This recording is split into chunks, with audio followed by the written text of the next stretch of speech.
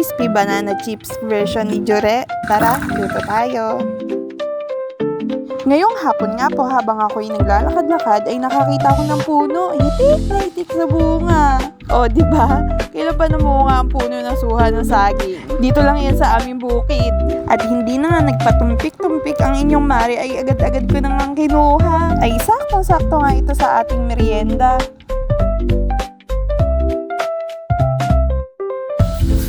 Tara, luto tayo! Dito nga po ay kailangan nating hiwain ng ating saging. Medyo kakapalan nga po natin, hindi katulad ng nipis ng talagang banana chips. Hetong saging nga po ay mahilaw-hilaw pa. Saktong-sakto nga po para sa ating gagawing banana chips. Hindi na nga po natin ito kailangang ibilad. Kailangan lang po nating ilaga bago natin iprito.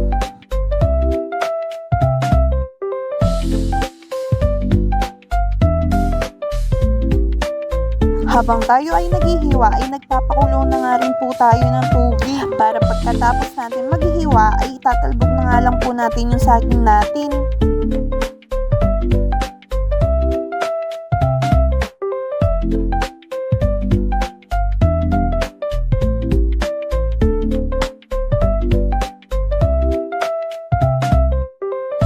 Nung natapos ko na nga po ay inilaga ko na nga po itong mga saging.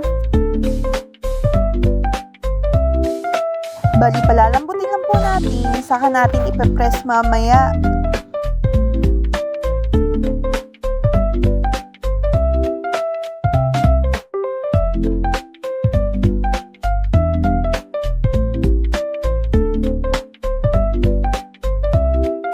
So, wala tayong pang-press na iba kung hindi itong baso. Pero para sa akin, ito ang perfect na ipang-press dito.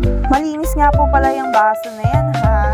So, ganyan nga lang po yung gagawin natin. Ipe-press lang po natin, saka okay na. Ready to fry na.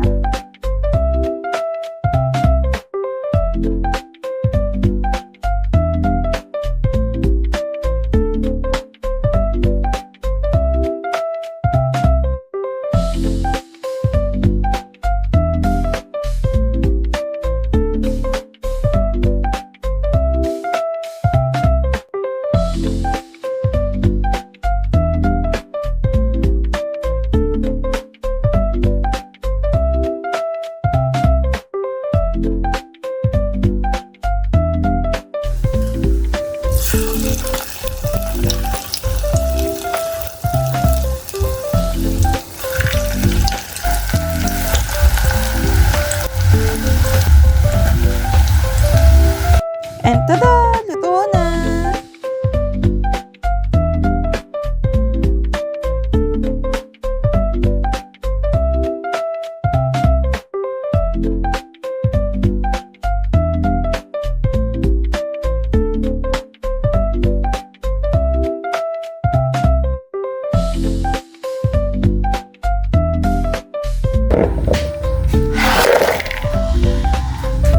Add lang po tayo ng sugar for extra flavor.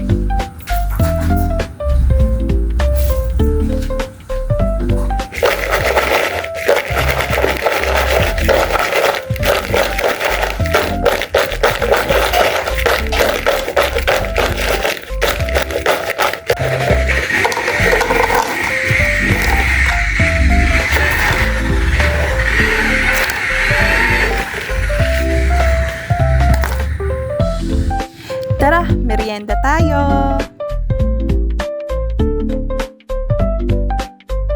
Taste test!